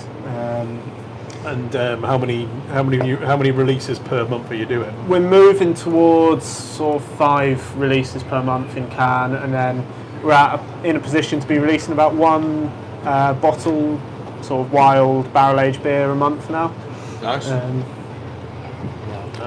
So before we move on to the next beer, there is one thing we've forgotten to cover with this beer. We're really good at forgetting to do this, aren't we? Which is, so that was the latest in the Sweet Shop series. So what we'd really like to hear, whether here with us now or watching online, is what has been your favourite beer of this series? So is that the cherry cola, the rhubarb, the lemon sherbet, or the one we've just consumed there, the pineapple? And more importantly, if we are to keep this series going, which retro sweet, which sweet of your childhood would you like to see us try and recreate in beer form? Floral lit. Cola cubes. So Peter online has already suggested we need to do a Werther's original golden stout. Only for the over 70s. Pete, I only wish the audience response here was audible to you. Let's just say it wasn't overly positive. Salted caramel tongue was the nearest it now. So yeah, it's been suggested we should have salted caramel toncoca. So do we have any other suggestions in the room? Licorice real stout. A licorice real stout? So in my homebrewing days, I did used to make a licorice stout. And if I may so say myself, it was a very good one. Unfortunately, licorice is a very decisive flavour. So I could maybe brew it here, where we are, the original site, on a small scale. I couldn't do it on the scale that we are at. Small scale will do. Do you know what the key is to a decent licorice stout? Star anise. Yes. You put star anise into the fermenter. So you would put licorice root into the boil, and that gives the kind of the sugar base, the background to the licorice, and then you would use star anise in the fermenter, and that's what gives you the real licorice intensity. Licorice and blackcurrant. Licorice and black with the sauce centers. Licorice and blackcurrant, okay? Any I'm others? thinking though, star anise is very difficult to deal with because the taste can vary so much. Oh, well, it's been suggested that star anise is very variable, so that might be a hard thing to work with. Possibly so. I'm doing it through gin. Through gin, that's your experience. I don't know. I've made one licorice stout with star anise, and I loved it, and some people loved it, but as many people hated it. So that's why Nuts. I said this earlier. They made a joke about it. About yeah. But you just said you liked chewing nuts, and I thought it was just in front. Peanut brittle. Peanut brittle from That's not sweet. What about you guys? Retro sweets. What would it be? I don't feel obliged to I'm make struggling. a can each. No. In your childhood, what would you? I mean, these days it'd be a Percy Pig. Yeah, but I mean, going back a few years, what would it be? And can we have a fresh glass, please, for this one? Spangles? Yeah. I used to like bonbons back in the day. Lemon bonbons, strawberry bonbons. Anyone remember them? Oh Yeah, nice. Do you remember those like rice puffs that were like multicoloured, the rainbow? They're called rainbow puffs. So it says. Oh, rainbow rice. Yeah, we've just started brewing a beer for Guaylo Brewery from Hong Kong, which is lemon sherbet sour, rainbow sherbet sour, sorry, which is like refresher sweets. It's a really cool like flavour combination in a sour. I mean, I feel like you've just jumped over that subject. Have we actually told people that we brew on behalf of another brewery yet? I think we have on social media. social media. I just don't think did, yeah. we've discussed it here before. And you brought me a pint glass. Precision IPAs. Yeah, so Thank we you. brew on behalf of Guaylo, who are a Hong Kong-based brewery. They specialise in 12% precision IPAs. Only kidding. So Ian, Joe, I think Andrew's the original founders of Guaylo. For all they live in Hong Kong and they have their brewery in Hong Kong now, they were originally from York. So Ian was holidaying back in New York at one point in time, and he popped in to see this brewery that had sprouted up while he'd been away. And he came to introduce himself and say, look, I've got this brewery out in Hong Kong. So we've been friends ever since that point in time. I've been over to Hong Kong to say hello and see what he's doing out there. And he always wanted to sprout out, and they've since become a massive international business. They've got the presence in Australia. Last year they were voted the best brewery in Australia. Even though they have someone brewing their beer in Australia on their behalf. That's how amazing and unique their beers are. That's crazy. They're present in Canada, and now we are their UK brewing partner. And they wanted us to start that about a year ago from them, but as you guys will know, we were still deep in trying to build a new site at that point in time. We could barely keep our head above water doing what we needed to do, let alone trying to do somebody else's thing. But a year on, they've come back to us and said, look, we still want to work with you guys. We still want you to brew our beer in the UK for us. So that's where we are now. We are brewing the Guaylo beer in the UK on their behalf. We've got their core range up and running, and we're just about to start doing their specials. And the core range is good, but some of the specials that they have and the similar specials we're about to bring to the UK market are going to be epic. And every now and again, you're going to be lucky enough to get one of them in your subscription box. Yeah, we'll drop some stuff in there, especially when we've got some really cool specials we brewed for them. So the fourth and final beer that we've got for tonight is the second of the Star Wars beers. It's Obi-Wan Cannoli. So a name that we came up with a while back. So this is Obi-Wan Cannoli, and especially with the like I mentioned earlier, that channel that's got the Mickey. Oh God, I've just put these. It's got the ears on the logo. They're bringing out a new Star Wars series, and it might happen to be very similar to the name of this beer. And it says on the prompts an 8% cannoli flavoured imperial milk stout, which it is. It might say 7.5% of your can because that happens to be the duty threshold for low strength beer. So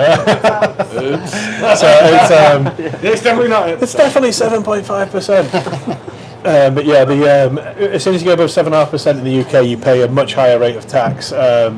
So that's the sweet spot for us. We don't like to go above 7.5% unless we go much bigger. So if something creeps over maybe 7.5%, maybe 8%, it's not worth doing an 8% beer because the extra tax you pay means the price that the end customer pay be so much more. So it's a 7.5% cannoli flavoured imperial milk stout. So cannoli, if you've never had one, is a really nice dessert. It's kind of like a waffle cone thing with like a what's the word? Leche. Leche. Yeah. Dulce de leche. Filling, yeah. So like Sweetened milk. yeah, sweet, creamy, milky. Yeah, and there's mascarpone. Yeah, and different types of so there's different ricotta. Yeah, and different types of finishes. So sometimes it's orange, sometimes it's what's the nut called? Pistachio. Yeah. So different things. So we obviously went orange on this one because you can probably smell over the camera. It's possible we may have gone slightly more orange than we intended, if we're honest. But I think it's still great. It's just a little bit more orange. And when the guys were doing the taste tests, and they brought it into the office, and I happened to be talking to Lee at the time, and I tasted it. I was like, oh wow, that is orange. And it tastes much more mellow now that it's warmed up to room temperature and drinking it, and it's really nice actually. It's like a chocolatey orange.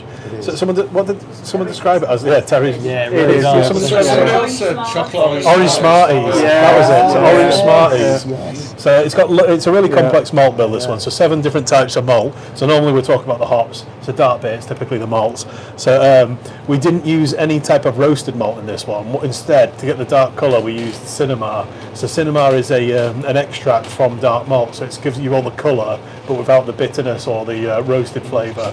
So we've used it quite a lot in dialing in our recipes initially. Black IPAs. So black IPAs. But when you scale up from the 20 hectolitre brew kit we were on here to 50 hectolitre brew kit, it's not always a natural one-for-one upgrade.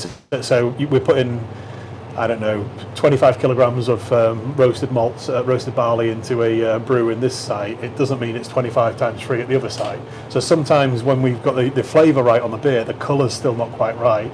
So we dialed it in initially by using Cinema, which kind of dyes the beer to get it to as expert right. as we tried to be as brewers, we still need to have 2 cheats on site. Yeah. One is They're lots cheap. of sugar, Yeah. in case we don't hit the numbers we think we're going to hit. So we need to add some sugar to make sure it is going to have the alcohol that we say it's going to have. And the other is this to allow us to adjust the colour.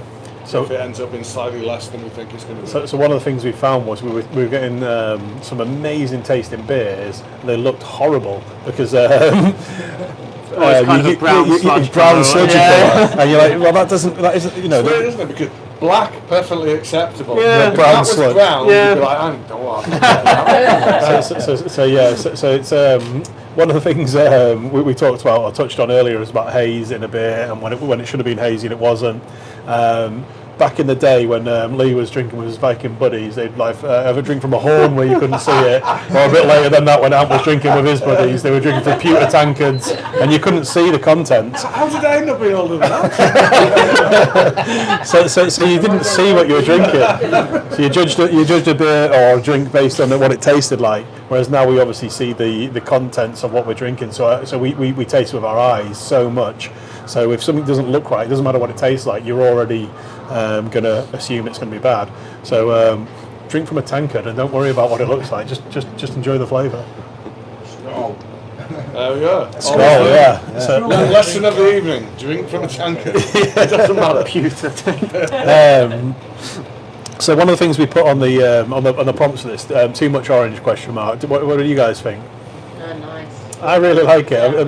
The version I tried fresh from tank when we were trying to get it right was super orangey, and one of the things we wanted to do was up the chocolate a little bit to balance the orange, and I think it's tasting really Can I direct this question to one person?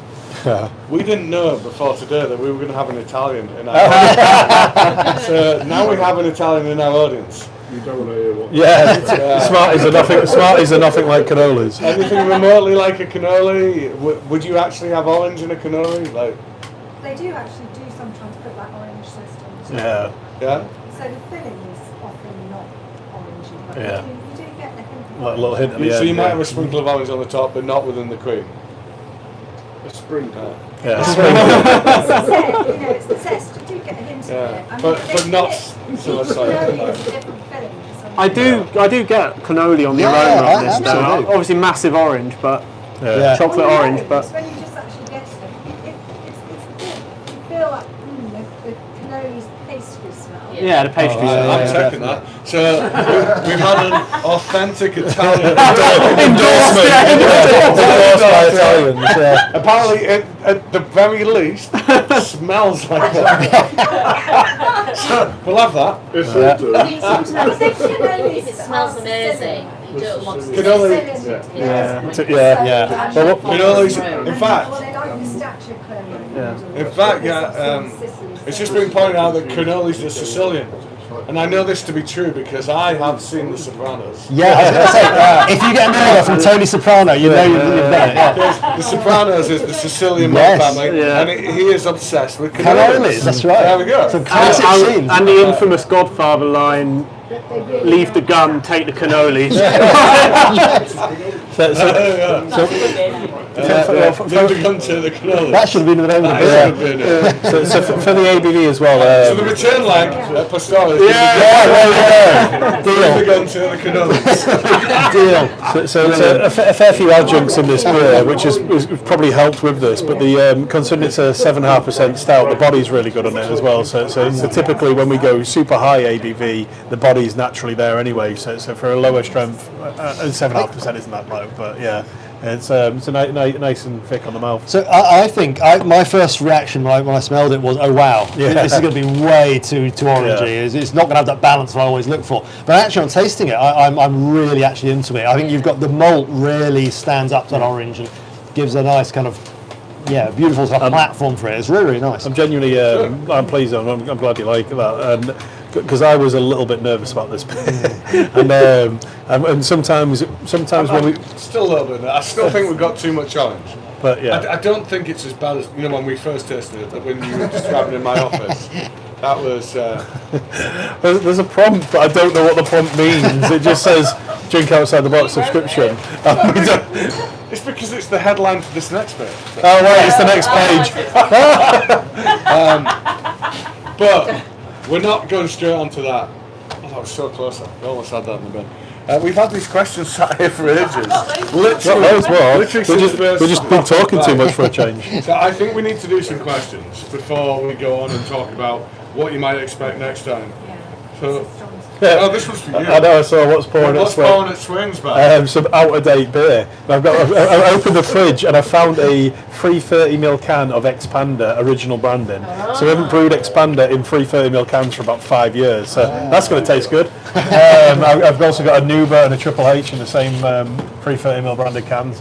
But I also have some more fresher beers in there. But yeah, I've got we have a staff beer box. So each month you choose a beer and then you've got a case of beer to take home. I've probably got mine all in the shed at home. So much beer in there. I'll be around tomorrow. What's the next question? Yeah, kind of geeky one. What enzyme was it we used in Curbside? I don't remember the name of it. Basically, it's one that's designed to, if you're using lots of cereal grains, oats, wheat, that kind of thing, if you're going to do it properly, you're supposed to do what's called a cereal mash, where at a higher temperature you would only have that grain in, and it would digest it in a way that would not make it glutinous, kind of sticky. So you can do that, and then you would prevent these issues that we've had, or you can buy this enzyme that kind of does that for you. And I don't remember the name of it, but that's what we did. It's not the one that flying dogs use, where they chew it and spit. No, that was the... Where was the first beer found? Chichen Itza. It's like that. It's Mayans. something like the Mayans. Oh, yeah. They're like chewing on corn and spitting it into a tub. right. So Flying Dog got all their staff to chew the corn, spit it into a tub, and then they poured it in and fermented it. Because what happens in a mash tun is you have an enzyme called an amylase. Like if you're eating a slice of bread, the first enzyme in your mouth is a thing called an amylase, and it's going to digest the big starch molecules and it's going to turn them into smaller sugars. So what they decided was, well, the precursor to beer, before you decided that you'd put it in this heated mash tun with hot water, was they would chew it, and the enzyme in your mouth would do that big sugar, small sugar thing, and then they'd spit it out and they would ferment that. So Flying Dog, they then recreated that. I forget the name. I'm not going to drink it. It was called the Mayan series or something like that. Next one is for our guests. Ooh. Anyone you haven't yet done a collab with that you would love to do one with? Gosh. Well, it must be loads. I think certainly in the UK, Burning Sky would be amazing. We love the saisons they make. Yeah. And then there's definitely some US breweries we'd love to work with in the future. Such as Crooked Stave, who else? Homage, Speciation. Basically, sour and wild breweries in the US who really influence what we're doing here. Have you been to, where did we go? Allagash. Oh. Yeah. I've been to Allagash, Yeah. Beautiful So place. we went up there a few years back. I love the and, scale, that, isn't it? Incredible, yeah. Allagash. Yeah, no, it was really cool. And the guy who started it, I don't know his name. They were showing us their. We were literally just walking around, and then they took us the cool ship. And as we got, they showed us the cool ship. He turned up, and he was like a quirky character, said hello, and then buggered off somewhere. But that was a bit weird. But yeah, it was really cool. And I was a little bit starstruck at that point in time. Yeah. So another one for you guys. What is or has been your best-selling beer? Well, Limone is the beer we produce most, which is our Sicilian lemonade sour, and we sell through a lot of that. But in terms of just when we produce a beer and it flies out, it's got to be the pastry sours, really. We get the big momentum where they've all pre-orders have gone and stuff like that. Exactly. Yeah. So we did a banana split sour, stuff like that just absolutely flies out as soon as we produce it. How did you do the banana? Did you go for some yeast character to get the banana? We didn't actually. We got some real banana puree in there and sort of fermented it up. It was pretty thick stuff, but we got in there and thickened it up and gave some banana flavour, and then we chucked some strawberry and cherry in there. It was like the cherry sauce and the strawberry ice cream. Got some vanilla in there, and it was tasting nice actually. I was surprised. Yeah. I was sure I wasn't going to like that beer, but actually it was amazing. So we've got another question there. why do you use such high volumes of grain? So this is probably on the back of when we said 3.5 ton and 1.5 ton of grain. So that's where the sugar comes from. We need sugar to make alcohol, so we extract the sugar from the grain. So the more grain we use, the more sugar in theory we can extract. It's not always that simple, because you reach a point where there's only so much sugar you can get out of the grain. There's only so much sugar that the yeast can convert to alcohol. And then we have other methods to try and boost it to get a bit stronger. But yeah, it's all about how much alcohol we want and how much sugar we need from a source, which is grain. That's my question. Oh, is it yours? What I was trying to ask was, does that affect what you get out of it in the taste? You have to use so much grain to get a certain taste, or a certain amount of sugar to make that taste. So typically in beer, the majority of the sugar to make into alcohol comes from our pale ale malts, so our really simple malts, and then the other malts then bring more complex things like the more taste or colour or other stuff. But in terms of how much sugar we're trying to get out of it, there's only ever going to be a certain amount of extract available from the grain. So we'll never get more than, I don't know the numbers. Go on, there's also legal parameters that you have to operate within. So 51% of the sugars that get converted into alcohol to create the final product must come from cereal grains for it to be considered a beer. If we flipped into the territory of being 51% fruit, from a taxation perspective, that is no longer a beer. So I'm going to get my hand slapped, he's going to get a bigger bill.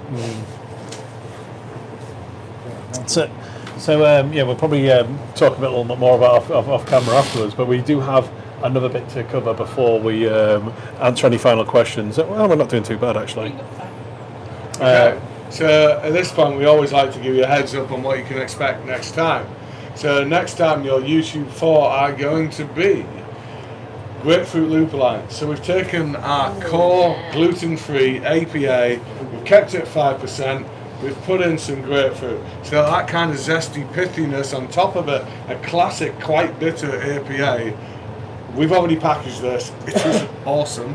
You're really going to enjoy this. One of the things I'm enjoying drinking the most at the minute. However, the thing that our team are you drinking enjoying... it? It hasn't launched.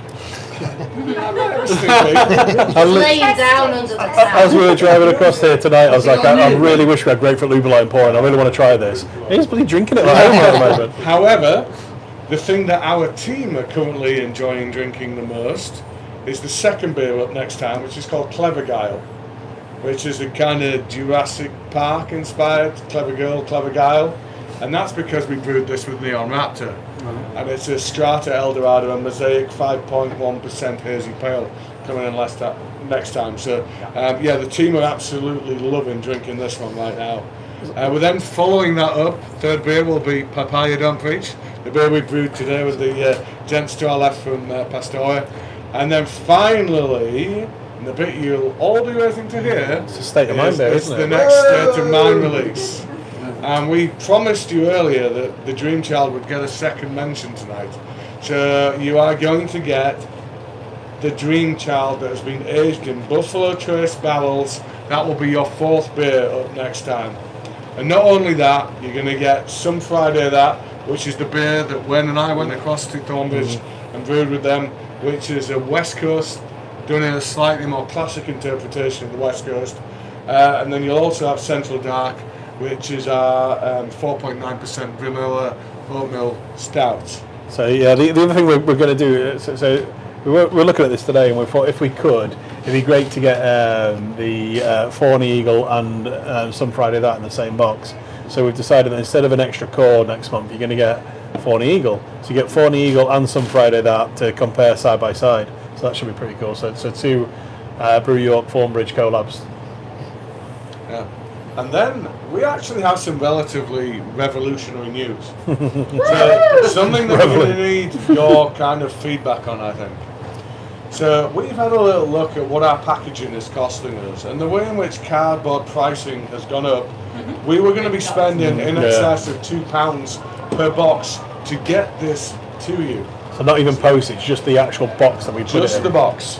So we thought, well, in the interest of you guys, and in the interest of the environment, is there a better way? So we already have the boxes that we would ship your standard orders if you ordered from our online shop available. So what we're going to be doing as a trial for the next 3 months is we're going to use our standard shipping boxes rather than the fancy subscription box. In doing so, we're going to save a couple of quid. We're also going to reduce £1. I'm going to say Well, £8. Not a couple of quid. Sorry, Mr. Account. So we're going to save £1, and we're going to be using 25% less cardboard to achieve this. Yay! And we had a bit of an internal discussion, and we're like, well, we could either kind of change the price, or we could give you one more beer. And we thought for that £1 saving that we're going to make on cardboard, we thought you'd rather have an extra beer. Yay! So starting next month, and at least for the next 3 months, you're going to be getting 10 beers instead of 9. Your price stays the same, it's just going to come in a slightly smaller box. So the first of that is going to be, you're going to get a 330ml can of Golden Eagle next month. And then the month after that, we've got a couple of other ideas, but I think you're going to enjoy the extra value. Yeah, there's a few different things we wanted to do, but yeah, and then this. Well, sorry if I may interject. We've heard off camera, I like my boxes. They are amazing boxes, but I bet they're going your recycling. I was going to say, ask No, they're all up in the loft. If we're in that argument then. Well, we've got some of those boxes. You What are you can. going to do with No, them? they are with him. So we've got a few different other ideas as well, but the main bit is it just feels counterintuitive when we're trying to do everything we can to bring you great value, and such a big chunk of the money you pay us goes to a cardboard box. We thought we'd try and do something a bit better. So next month on the YouTube live session, the YouTube live session next month is the 10th of June. We are actually doing a collab at the time with Northern Monk, so we think we've got Brian joining us, the production director at Northern Monk. Yeah, and I think he's coming along with Kat, this good lady who's one of the brewers now over at Roosters. No, Northern Monk. She's moved over to Northern Monk. Oh, she? I didn't know that. All right. 2 years ago. Lockdown. So other interesting and fun things coming up in over the next couple of months, not necessarily in the next box. We've got a berry and marshmallow pastry sour coming up. So name ideas in the thread. We've come up with a couple. Ant's favourite was it berry marshmallow. Berry marshmallow. I wasn't know that. There was a better suggestion than that. What? Berry white. No, the one before that was the what was the one? Someone else's. No, Nadia, can you remember? The one to beat was the original suggestion. If I see a pun, I do. It was immediately Fluffy forget it. Fluffy the vampire killer. Fluffy the Vampire Slayer. If you can beat Fluffy the Vampire Slayer, then that would be the beer name for the berry and marshmallow pastry sour. Then we've got Damien from Emperor's Brewery coming up to Brewers on a random Saturday. 25th of June. He only comes on Saturdays, doesn't he? And then That's a good beer name.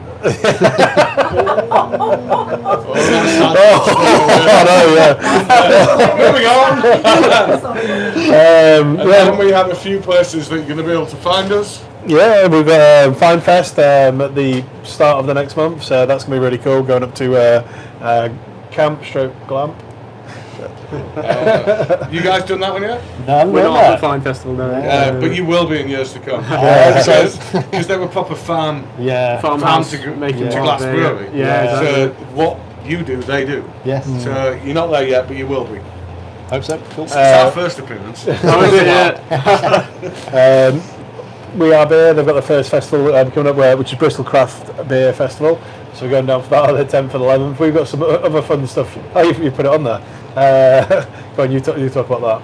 So I think Wayne and I, for that weekend, are going to have to pack our extra kidneys and liver because we're going from YouTube on the Friday to Bristol Craft Beer Festival on the Saturday to doing a live tasting with Simon from Real Ale Craft Beer on the Sunday to doing a Meet the Brewer thing at a bar in Barry Island. We're off to Barry Island.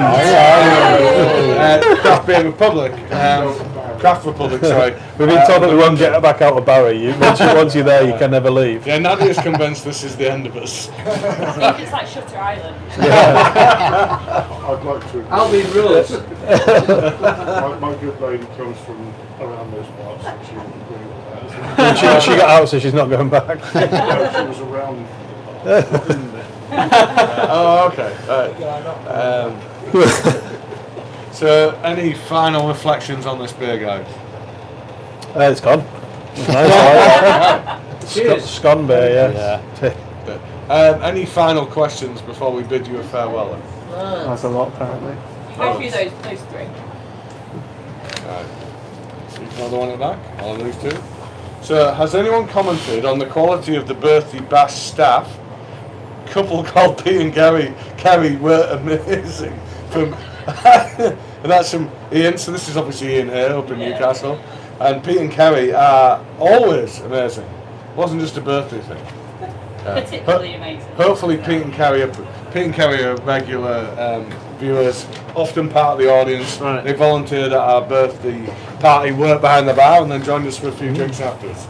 Nice. Fantastic job. Yeah. Pete, Carrie, we just heard from the audience, you did a fantastic job. There we go. So we got one from Alan. It said, please barrel age a stout in triple sec. Just had a Thornbridge box arrive with a 13% barrel aged triple sec stout in it. Do you know, this is one of our long-term aims. We've been trying to get a Cointreau barrel. The Cointreau triple sec, it's been almost the same thing. So yeah, an orange liqueur barrel, if we could get one of them to age a kind of chocolate-leaning stout in, yeah, absolutely. Maybe a cannoli. Cannoli vibes there, yeah. There we go. Tasting mine, yeah. Have you ever brewed with mint? What about an after-8 milk stout? So we did do a beer with mint. It was an away collab with Wild Child from Leeds, and it opened up the debate on spearmint peppermint. So one of them tastes like mushy peas, one of them tastes like... we did a sour beer, and the combination of the sour beer and mint made it taste like... well, some people said mushy peas, other people said baked beans. Which I love both of those things. I don't necessarily want to drink sour beer. I asked that question because they all want to know. Orange and mint. Oh yeah. What do you mean? So it's like when you're checking out of an Indian restaurant and you get your orange chocolate and your mint chocolate, you need both at the same time. We haven't worked with minters yet, and I would say never to that one. You guys. I imagine We haven't, but... It's not difficult to work with. It's an element of it has been an acquired taste, and an element of it has been there's literally that much difference between being enough and being too much. It's very easy to just go, oh dear. We could do Not for the that's the same with masses. orange and vanilla. we could do a Murray mint pale. No. Andy Murray mint pale. Too good to hurry. Oh my god. So on that note, I think it's time to say goodbye. I think the shitness of the suggestions means it's time to go. Thanks everyone for all your questions for joining us. And thanks to Nadia. Do you need to take a bow? No, we love to hear your feedback. As always, get it into and if we could have one last thank you and goodbye for Nadia.